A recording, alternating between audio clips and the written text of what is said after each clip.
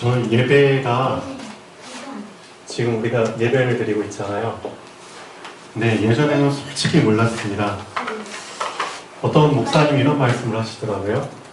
예배를 한 번만이라도 제대로 한번 드려봐.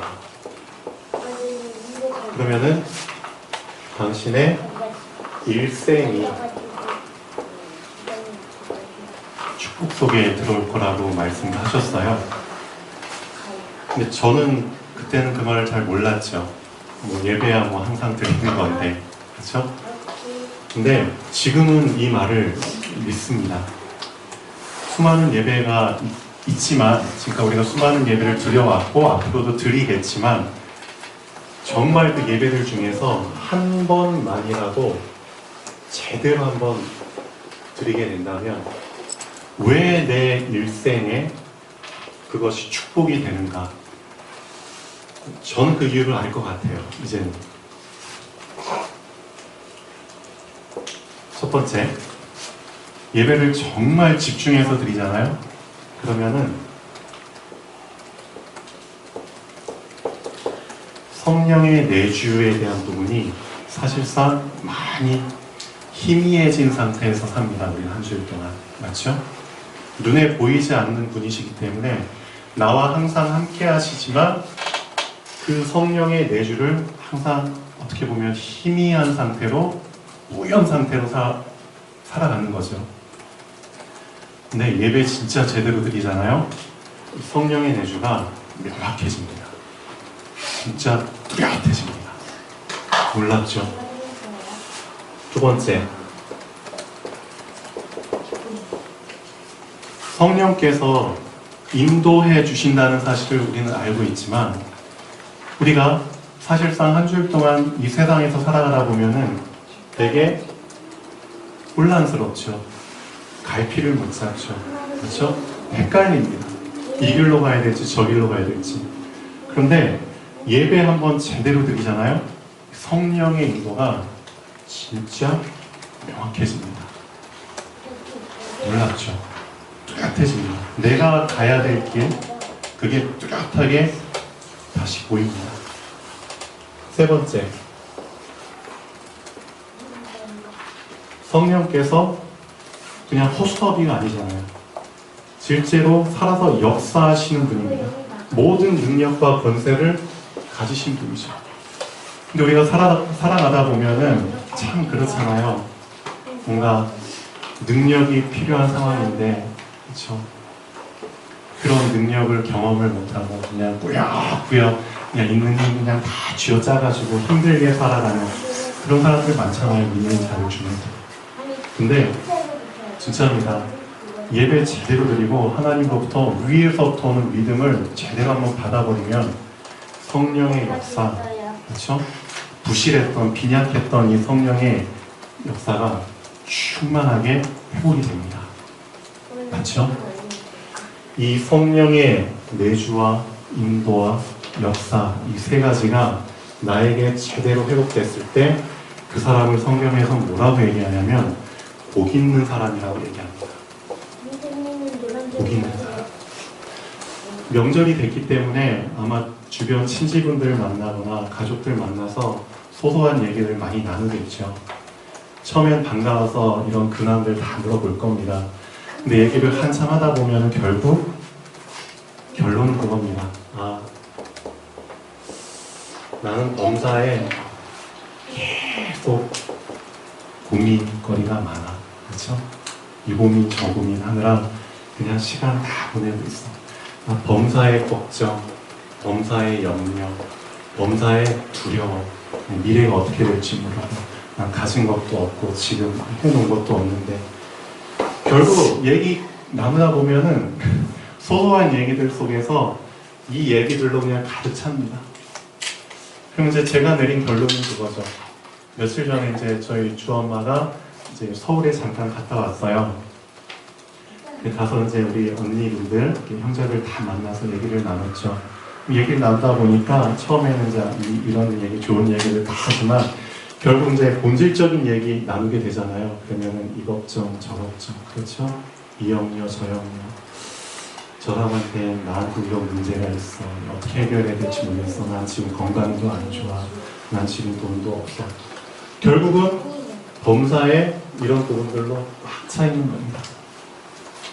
그러면은 결국은 이걸 느끼죠. 아, 사람은 정말 뭐가 필요한 존재다? 복이 필요한 존재구나. 결국은 복을 필요로 하는 존재구나. 근데 범사에 이 복을 정말 누리고 행복하게 살아야 되는데 그 범사의 복을 누려야 될 사람이 왜 범사에 고민을 해야 되죠? 그렇죠? 염려와 불안과 두려움 속에 항상 살아야 되는가? 뭘 놓쳐버렸기 때문이죠? 그걸 이제 붙잡아야 됩니다. 여러분은 하나님 자녀잖아요. 맞죠? 신분이 바뀌었잖아요. 하나님이 아브라함을 부르실 때 복의 근원으로 불러주셨잖아요. 여러분도 불러주실 때 복 있는 사람으로 불러주셨습니다. 근데 왜 나는 복과는 상관없는, 그렇죠? 그런 사람으로 왜 살아야 되는가? 자, 창세기 24장 1절 한번 보시죠. 이제 우리도 나이 다 들어가고 있잖아요. 그렇죠? 여기 60 넘으신 분들 계시고 70 넘으신 분들, 80 넘으신 분들 계시죠. 자, 나이를 많이 먹으면 어떻게 되는 게 정상인지 성경은 얘기하고 있습니다. 창세기 24장 1절에서부터 한번 보시죠.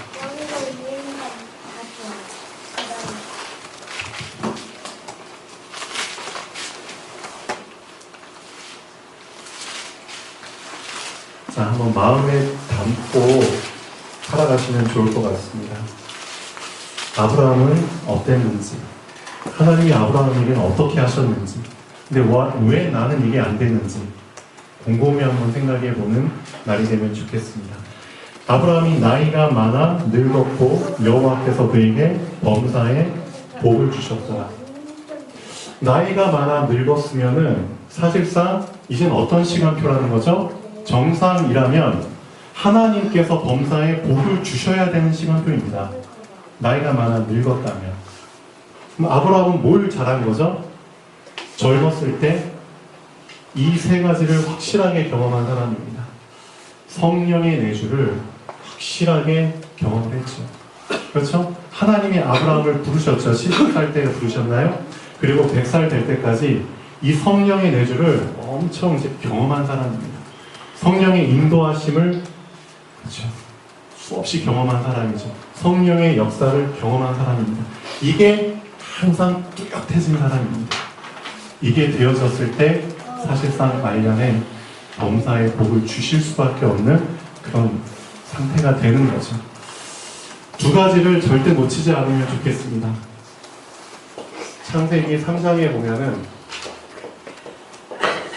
사람들이 두 가지를 놓쳐가지고 사실 복을 누리지 못하는 거죠. 어떻게 보면 이 창세기 3장의 근본 문제가 나오잖아요.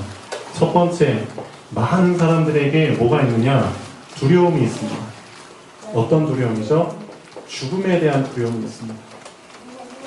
하나님은 이 두려움을 알기 때문에 죽지 말라고 죽음에 대한 두려움으로부터 벗어나라고 누구를 붙잡으라고 하셨죠?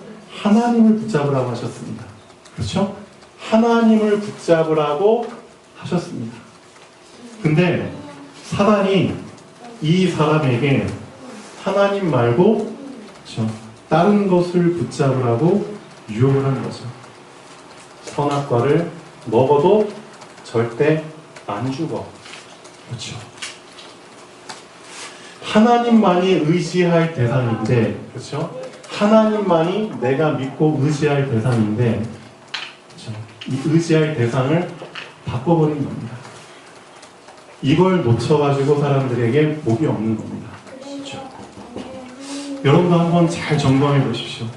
하나님을 믿는다고는 하지만 실제로 내가 정말 의지할 대상으로 오직 하나님이 내 앞에 서 계시는지, 아니면 그 하나님 옆에 뭔가 다른 의지할 것들을 놓고 있는지, 그게 많을수록, 그렇죠? 그게 뚜렷할수록 사실 나는 복하고는 상관없는 사람입니다. 그렇죠? 두 번째, 또 뭐죠? 자, 사람들이 또 이걸 붙잡아가지고 복하고는 상관없이 살죠. 너도 누구처럼 될 수 있다? 네, 하나님처럼 될 수 있다. 이겁니다. 선악과를 딱 주면서, 그렇죠? 너 이거 먹으면 첫 번째 절대 안 죽어. 그렇죠? 하나님 말고 다른 거 붙잡아도 안 죽어. 이거 붙잡아버리니까 또 어떤 눈이 열리죠? 아, 너도 하나님처럼 될 수 있어.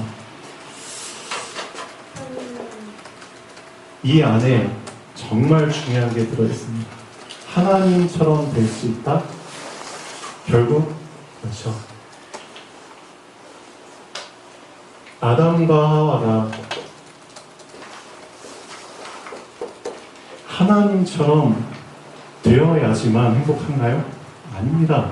하나님은 아담과 하와를 이미 창조하실 때, 그렇죠, 피조물로 창조하셨지만 그 피조물 수준에서도 충분히 행복할 수 있도록 모든 걸 다 주셨습니다. 맞죠? 하나님처럼 될 이유가 하나도 없는 겁니다. 욕심 부릴 아무런 이유가 없는 겁니다. 왜냐? 이미 하나님께서는 아담과 하와 창조하실 때 충분히 만족하며 감사하며, 그렇죠, 충분히 누릴 수 있는 신분으로 창조하셨거든요. 다 주셨거든요. 그러니까 그런 욕심 자체를 부릴 아무런 이유가 없는 겁니다. 그런데도 사단은 너 하나님처럼 될 수 있어. 여기서 뭘 놓쳤느냐? 하나님이 나에게 주신 것, 그렇죠? 하나님이 애초부터 나에게 주신 것이 있는데 그걸 많은 사람들이 놓치고, 그렇죠, 엉뚱한 걸 붙잡고 살아간다는 겁니다. 그러니까 그 사람들에게는 사실상 복이 없는 겁니다. 그렇죠. 그래서 항상 비교하죠. 저 사람은 뭘 저렇게 많이 가졌어. 근데 난 없어. 저 사람 왜 이렇게 뛰어나? 자꾸 질투하죠. 그렇죠? 항상 불만이 많죠. 나는 항상 없는 것 같아. 부족한 것 같아. 그런 생각으로 항상 살아가니까, 그렇죠? 어떻게 평안하고 행복하고 만족하면서 살 수 있겠습니까? 삶 자체가 항상, 그렇죠, 불평, 불만. 그 사람은 복하고는 상관이 없는 사람이겠죠. 이 두 가지를 여러분이 항상 염두에 두시고, 아, 맞다. 이 두 가지만 놓치지 않으면 사실상 하나님이, 그렇죠, 자연스럽게 복의 사람으로 인도해 주시는데, 맞죠? 나의 의지할 대상, 내가 믿어야 될 분은 오직 한 분, 하나님. 그렇죠? 나의 모든 두려움을 책임져 주실 수 있는 분은 오직 하나님 말고는 없는데, 그렇죠? 이것이 명확하게 돼야 되고, 두 번째, 내가 나의 삶을, 인생을 살아가는 게 아니라 하나님이 나에게 계획하신 그 인생이 있는데, 자꾸만 왜 나는 내 인생을 다른 사람의 인생과 비교하면서 제대로 된 인생을 살지 못했을까? 그렇죠? 이 길로 가보고 저 길로 가보고 남이 시키는 대로 다 해보다가 시간 낭비하고 인생 다 그냥 헛수고해버리고, 그렇게 해서 실수하는 사람들 많잖아요. 후회하는 사람들. 그건 아닌데, 비교할 게 없는데, 그렇죠? 질투할 것도 없는데, 원망 불평할 것도 없는데, 하나님처럼 될 이유가 하나도 없는 건데, 하나님이 나에게 주신 그 삶, 그렇죠? 나에게만 주신 것, 나에게만 주신 달란트, 나에게만 주신 그 일, 그걸 발견하면은 되는 건데. 자, 이 두 가지를 놓쳐서 사실은 창세기 24장에 여호와께서 그에게 범사에 복을 주셨더라, 그런 삶을 우리가 못 사는 겁니다. 만약에 여러분이 지금부터라도 이 두 가지를 확실하게, 아, 그렇다, 오직 하나님 한 분만 나의 의지할 분이시다, 그 사실을 항상 여러분 마음속에, 생각 속에 각인시키고 계속 뿌리 내리면서, 그렇죠, 나에게 주신, 그렇죠, 하나님 나에게만 주신 삶이 있습니다. 그것을 계속 발견하면서 쭉, 그렇죠, 좌우로 치우치지 않고 그 길을 날마다 걸어간다면 여러분의 미래는 이미, 그렇죠, 복을 누리고 있는 삶이 될 겁니다. 그렇죠? 그래서 지금까지 만약에 잘못 사신 분이 있다면은 이제는 복 있는 사람의 삶을 살 수 있도록 그런 전환점이 되면 좋겠습니다. 네. 자, 마가복음 9장 1절에서 9장 14절에서 29절까지 잠깐 보시죠. 마가복음 9장 14절에서 29절까지. 그러면 어떻게 복 있는 사람으로 살 수 있느냐? 자, 주님께서 우리에게 붙잡길 원하시는 게 있습니다. 자, 믿음이 없으면 안 된다는 거죠. 믿음. 그럼 과연 믿음이란 게 뭐냐? 퀘스천 마크를 붙입니다. 자, 믿음을 어떻게 정의 내릴 수 있습니까? 믿음은 영의 것이기 때문에 절대 육의 것이 들어가면 안 됩니다. 개념 자체가. 맞죠? 믿음은 영이기 때문에. 자, 그럼 예수님께서는 이 믿음을 어떻게 정의하셨는지 한번 보시죠. 자, 마가복음 9장 14절 전에 2절부터 보면 어떤 내용이 나오냐면은 예수님께서 자, 그리스도라는 고백을 베드로가 하죠. 그리고 나서 베드로와 야고보와 요한 이 세 명을 데리고 따로 변화산에 올라갔습니다. 산에 올라가서 예수님의 모습이 정말 바뀌어지시죠. 정말 하나님처럼, 그렇죠? 옷도 하얗게 변하시고 영광 가운데 자, 그리스도로 다 바뀌어지시죠. 근데 그 가운데 한쪽에는 모세가, 한쪽에는 엘리야가 딱 같이 나타나죠. 그러니까 이 베드로, 야고보, 요한이 너무 깜짝 놀라고 무서워가지고, 그렇죠? 어쩔 줄을 모르죠. 그런 내용이 지금 9장 2절부터 13절까지 나옵니다. 자, 여기에서 이제 이 사람들이 좀 실수를 하죠. 말 실수를 하죠. 와, 주님 너무나 이거 너무 황홀합니다. 천국 같습니다. 그러니까 아예 우리가 여기서 살죠. 그냥 그 천막 세 개를 지어가지고 하나는 예수님 위해서, 하나는 모세, 하나는 엘리야 위해서, 위해서 룰루랄라 계속 살면 좋겠습니다. 안주하고 싶다는 얘기를 하죠. 그리고 예수님과 모세, 엘리야를 동격으로 만들어버리죠. 동격으로. 자, 그런데 하나님께서 이때 개입하시죠. 이는 내 사랑하는 아들이니 너희는 그가 말하는 대로 시키는 대로 해라. 그 음성이 들린 후에 딱 다시 보니까 모세도 사라지고 엘리야도 사라지고, 자, 그 다음 중요한 단어가 하나 나옵니다. 오직 예수만 보이더라. 오늘 말씀의 결론을 잠깐 보시죠. 믿음은 무엇이죠? 믿음은 이것저것 붙잡는 게 아닙니다. 베드로, 야고보, 요한이 이런 상황 속에서 모세도 붙잡고 엘리야도 붙잡고, 그렇죠?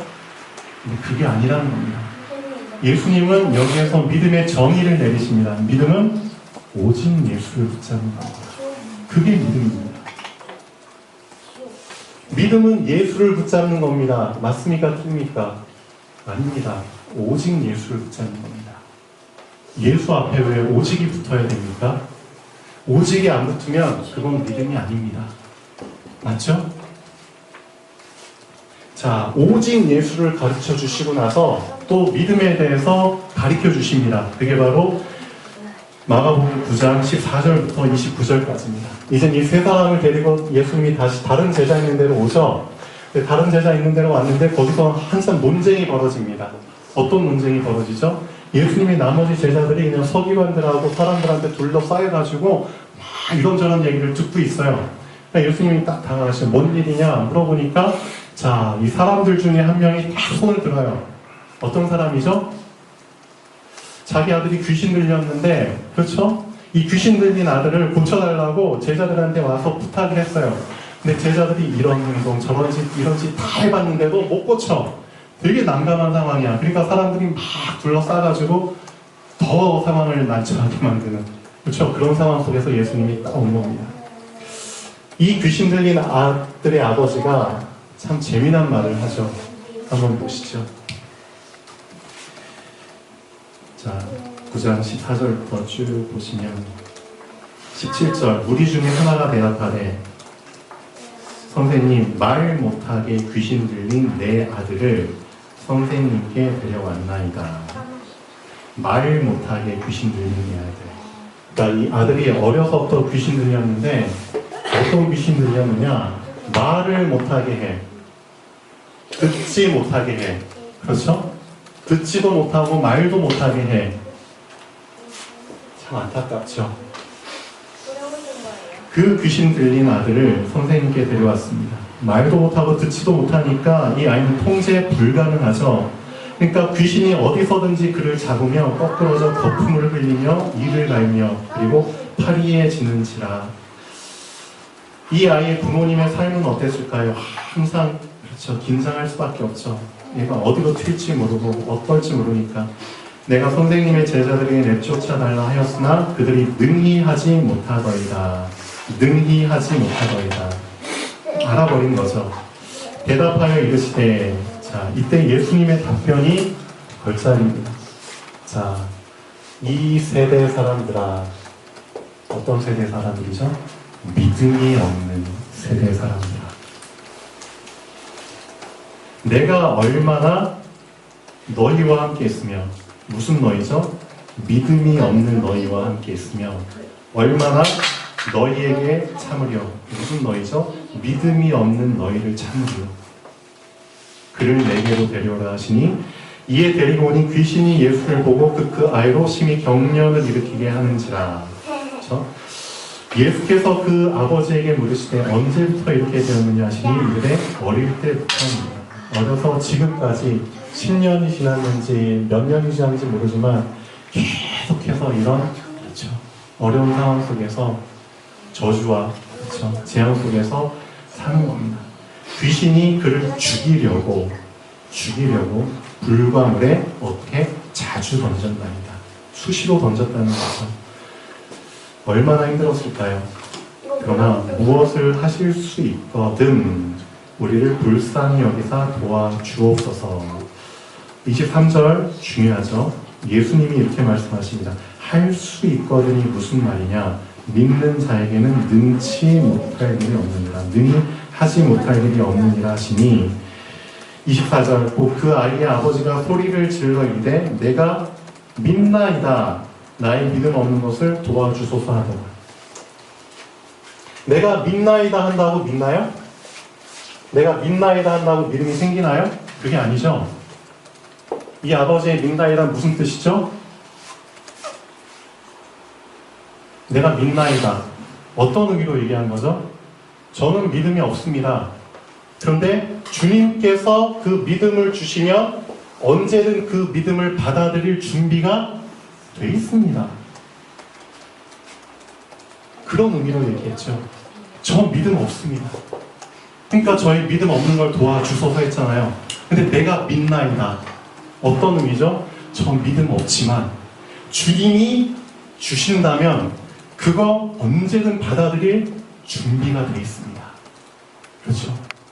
그러니까 저에게 믿음을 주세요.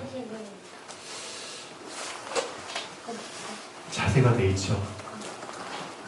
자, 그리고 나서 예수님이 귀신을 꾸짖죠. 그리고 그 아이가 나가죠. 자, 그리고 나서 아이가 일어나죠. 28절이 중요합니다. 집에 들어가심에 제자들이 조용히 묻자오되 조용히 묻죠. 우리는 어찌하여 능히 그 귀신을 쫓아내지 못하였나이까. 이르시되 기도 외에 다른 것으로는 이런 종류가 나갈 수 없느니라. 분명히 믿음에 대해서 얘기하셨죠. 믿음이 없는 세대요. 자, 믿음이 없으니까 못 쫓아냈죠. 그리고 나서 예수님은 믿음이란 무엇이냐, 거기에 대한 정의를 또 내리십니다. 믿음은 있잖아, 오직 기도야. 이걸 말씀하십니다. 믿음은 이것저것 하면서 기도하는 거 아니야. 믿음은 오직 기도야. 믿음은 오직 예수야. 이 두 가지를 말씀하십니다. 이게 믿음의 정의입니다. 그렇죠? 어떠십니까, 여러분? 정말 여러분도 믿음이 있다고 하시죠? 근데 사실상 정말 여러분이 붙잡고 있는 예수 옆에 뭔가 또 뭐가 서 있습니까? 엘리야나 모세 같은 게 그거 믿음 아닙니다. 어떻게 보면. 그래서 오직 예수가 되도록 그렇죠? 하는 겁니다. 그럼 믿음 있다고 하잖아요. 근데 혹시 기도 말고 이것저것 또 같이 하면서 그렇죠? 이것저것 다 해보면서 기도하지 않습니까? 하지 말라는 게 아닙니다. 그렇죠? 오직 기도 속으로 들어가는 겁니다. 그래서 2019년도는 옛 틀을 깨고 새 틀을 갖추라고 했잖아요. 지금까지 내가 예수 말고 다른 거 붙잡았던 것들 이제 다 가지치기 하시고요. 그렇죠? 다 내려놓는 그런 계기가 되면 좋겠습니다. 또 기도 말고 다른 거 의지했던 것들 솔직히 다 인정하시고 내려놓고 오직 기도 속으로 들어가는 한 해가 되면 좋겠습니다. 예, 그게 믿음입니다. 예수님께서 우리에게 가르쳐 주시고자 하는 믿음은 오직 예수만 보이고, 그렇죠? 오직 기도 외에는 그렇죠? 이런 이유가 나갈 수 없다는 것을 알려주시는 겁니다. 자, 본론 잠깐 보시죠. 그래서 너희가 이 모든 법도를 듣고 지켜 행하면 뭐죠? 하나님께서는 그렇죠. 우리를 복 있는 사람으로 만들기 위해서 방법을 주셨습니다. 복 있는 사람은 어떤 사람인 줄 알아? 하나님이 주신 그렇죠? 말씀이야. 오직 말씀이야. 그렇죠? 오직 말씀 붙잡은 사람이 복 있는 사람이야. 시편 1편 여러분 다 알고 계시죠? 복 있는 사람에 대한 정의를 내리고 있습니다. 복 있는 사람은 어떤 사람인 줄 알아? 오직 여기서도 오직 나왔죠? 여호와의 율법 말씀을 즐거워하여 그 말씀을 주야로 묵상하는 자야. 주야로. 그럼 그 사람은 어떻게 되는 줄 알아? 시냇가에 심은 나무가 사막에 심은 게 아니라 저 황량한 척박한 땅에 심은 게 아니라 시냇가에 심은 나무가 시절을 쫓아 열매를 맺으며 그 잎사귀가 마르지 아니함 같으니 그 행사가 다 형통하리로다. 창세기 24장 말씀하고 일치하죠. 그 행사가 다 형통하리로다. 아브라함의 범사에 복을 주셨더라. 그 행사가 다 형통하리로다. 같은 뜻입니다. 그렇죠? 결국은 말씀입니다. 내가 말씀에 그렇죠. 씨를 뿌리고 그 말씀의 시냇가 옆에 나무를 심고 그겁니다. 어떻습니까? 말씀과 결부된 삶을 살고 있나요? 아니면 말씀과 상관없이 그냥 내 생각, 내 계획대로 하루하루 살고 있나요? 요즘 스카이캐슬이 인기죠? 캐슬, 성이죠? 나의 스카이캐슬을 지어가고 있죠? 미안합니다. 그 사람들 다 성공하는 것처럼 되어지는 것처럼 보이지만 결국 어디 위에 세운 거죠? 무너질 수밖에 없는 모래 위에 세운 겁니다. 성경은 얘기하고 있습니다. 어떻게 해야지만 안 무너지는가? 스카이캐슬, 요즘 많은 사람들이 다 바벨탑이죠. 무너질 수밖에 없는 탑을 짓고 있습니다. 무너지지 않을 수 있는 방법은 하나밖에 없습니다. 반석 위에 세워야만 무너지지 않습니다. 성경은 그 반석을 말씀이라고 얘기하고 있습니다. 그렇죠?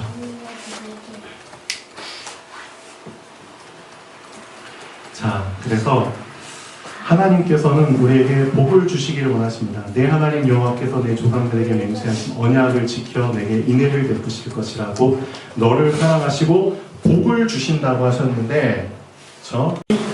예수, 그렇죠? 결론 내리고 오직 기도밖에 없다는, 그렇죠? 방법, 유일한 방법 붙잡고 그 방법으로 주신 말씀, 그렇죠? 이 말씀 속에 들어가면은 그 사람은 복을 받을 수밖에 없는데 어떤 복을 주시냐? 이러저러한 복을, 모든 복을 다 주신다고 하나님은 말씀하시죠. 보시죠. 너를 번성하게 할 거야. 내게 주리라고 조상들에게 맹세한 땅도 줄 거고, 그렇죠? 네 소생한테, 자식들한테 은혜도 줄 거고, 토지, 소산, 곡식, 포도주, 기름, 실생활에 필요한 거 다 줄 거야. 또 너 재산들, 소, 양 번식하게 할 거야. 네가 복을 받으니 만민보다 훨씬 더 할 거야. 그렇죠? 그 다음에 너가 갖고 있는 그 재산들 다 불려줄 거야. 생육하지 못하면 없을 거야. 그 다음에 더 중요한 거, 너 건강 중요해. 무병장수. 그렇죠? 병들지 않고 오래 살도록 해줄 거야. 그리고 더 중요한 거, 너 주변도 정리해 줄 거야. 그렇죠? 너를 침입하는 그런 적들 다 무찔러 줄 거야. 복입니다. 근데 왜 사람들이 이거하고 정반대의 삶을 살고 있나요? 많은 하나님의 자녀들이. 그렇죠? 그게 참 안타깝죠. 이제 그 이유를 확실하게 알아야 됩니다. 나에게 이 복을 가로막고 있는 장애물이 있다는 겁니다. 이 말씀과는 반대되는 뭔가를 내가 하고 있다는 거죠. 그걸 빨리 개최하시고, 그렇죠? 흐름을 타셔야 됩니다. 하나님이 원하시는 거는 딴 게 아닙니다.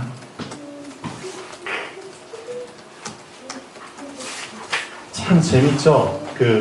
하나님이 왜 율법을 주셨습니까? 율법. 구약시대 때. 왜 하나님이 창조하신 모든 피조물이 다 하나님 보시기에 좋았는데 하나님께서 왜 그 짐승들 중에서 정결한 것과 부정한 것을 구분하셨을까요? 창조하실 때 다 보기 좋았는데 정말 부정해서 부정한 건가요? 아닙니다. 하나님께서 왜 해야 될 것과 하지 말아야 될 것을 구분 지어주셨을까요? 왜? 율법이라는 걸 통해서.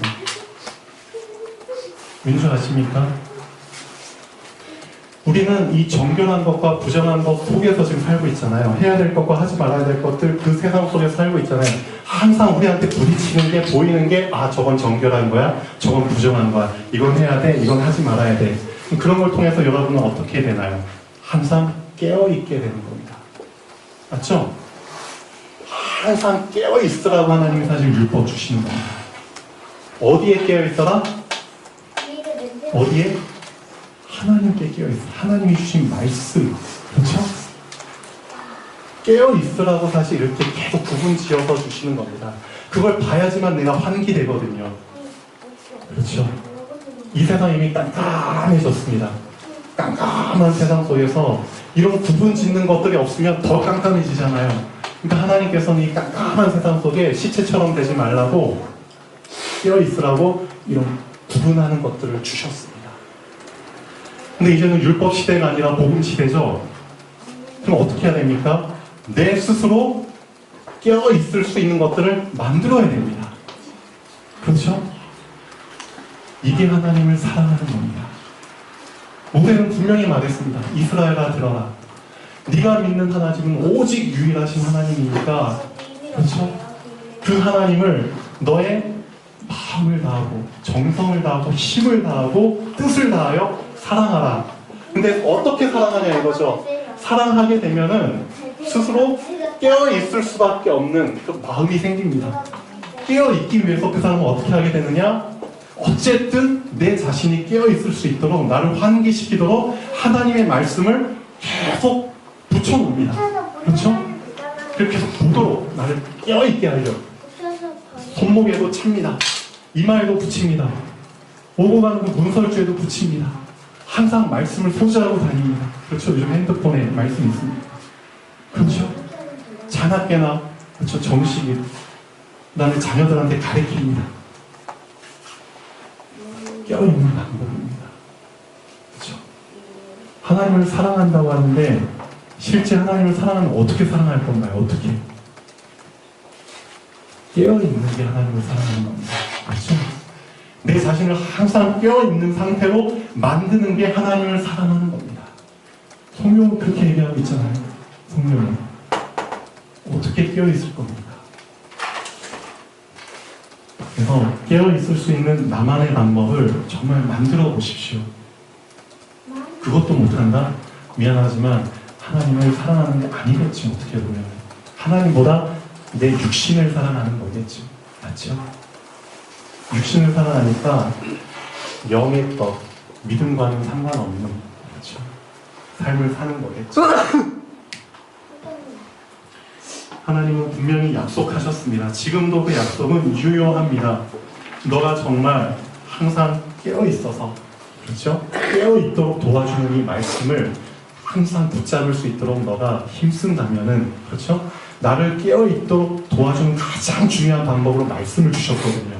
그 말씀을 정말 너가 어찌됐든 붙잡을 수 있도록 너만의 방법을 계속 궁리하면서, 그렇죠? 너 것으로 만들도록 계속 지속하고 뿌리내리고 그렇게 한다면 하나님은 그 너의 삶을 통해서 너도 모르게 범사에 복 있는 사람으로 만들어주겠다. 범사에 복 있는 사람, 범사에 형통한 사람. 그래서 너의, 그렇죠, 이거 뭐 저런 거 다 아까 말씀 읽어드린 것처럼 너 자식들뿐만 아니라 너 재산과 너 갖고 있는 것들, 그렇죠, 너의 뭐 질병 뭐 그런 것들 다 하나님 해결해 주신다는 거죠. 인간 관계 속에서 하나님이 다 정리해 주신다는 거죠. 맞죠? 그 내용이 나온 겁니다. 자, 정말 이 말씀을 붙잡고 결론 보시죠. 믿음은 이것저것 붙잡는 것이 정말 아닙니다. 내가 이것저것 다른 건 많이 붙잡았다면 정말 오직이라는 단어 이제는 속에 들어가십시오. 오직 예수만 붙잡는 것입니다. 믿음은 이것저것 하는 것이 아닙니다. 잡다한 거 다 하면서 해결하려고 했다면 오직 기도 속으로 들어가십시오. 지금 나의 시간표는 오직 속에 들어가기 위해 다른 것들을 가지치기 하는 시간표입니다. 다른 것들을 내려놓는 시간표입니다. 하나님께서는, 자, 아까 말씀드린 것처럼 오직 예수 붙잡고 오직 기도 속으로 들어가도록 오직 말씀을 주셨습니다. 하나님이 주신 유일한 방법이 말씀입니다.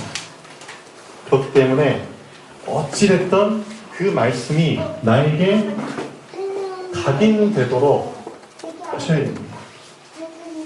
희미해지지 않도록. 아까 말씀드렸죠. 예배 한번 제대로 드렸는데 하나님이 나의 인생을 축복하셨다. 그 이유가 뭐죠? 예배를 통해서 각인됐기 때문입니다.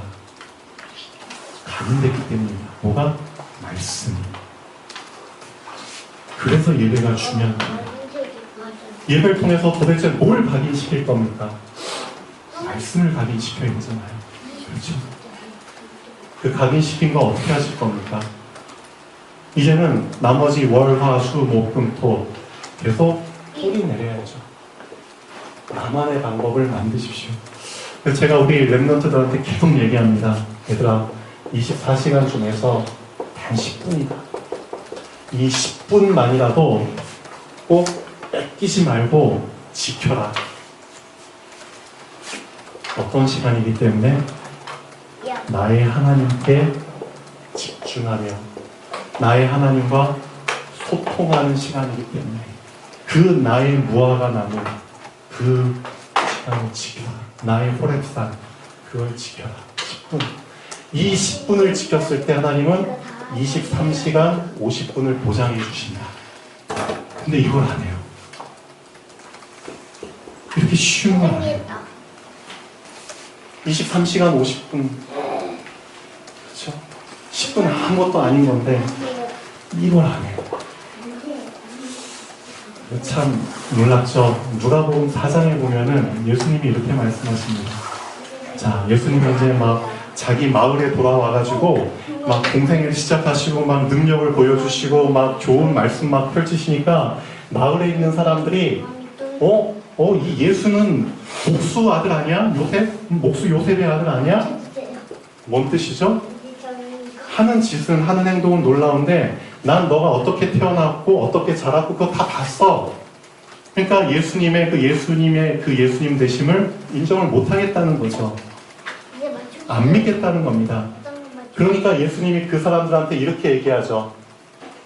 엘리야 시대 때 있잖아.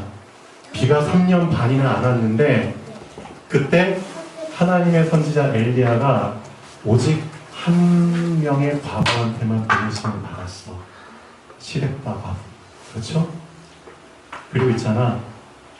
또 이스라엘에 수많은 나병 환자, 문둥병 환자가 있었는데 오직 나아만 장군 한 명만 고침을 받았어. 두개 있어요. 그렇죠? 똑같습니다. 지금도 수많은 하나님의 자녀들이 있지만 그렇죠. 이 10분을 정말 소중히 붙잡고 하나님의 말씀이 각인 꿀이 되도록 그 시간을 하나님과 함께하는 자에게는 하나님이 그 한 명 속에 들어가게 하겠죠. 맞죠? 나만 장군과 같은 시댁과 과부와 같은 그 한 명이 사실은 렘넌트입니다. 그 한 명. 지금도 어딘가에서 그 한 명이 착실하게 훈련받고 자라나고 있겠죠. 우리는요. 우리도 그 사람 한 명이 돼야겠죠.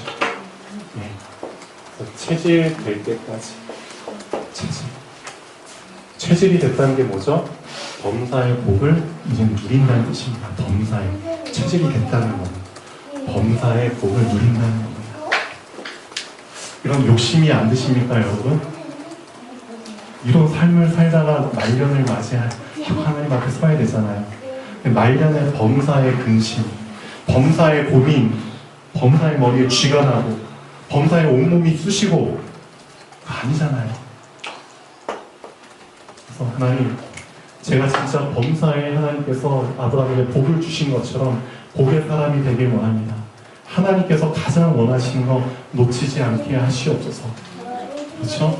오직 예수만 보이게 하시고 오직 기도 외에는 다른 거 하지 않게 하시고 그걸 위해서 오직 말씀 속에 들어가게 하시옵소서.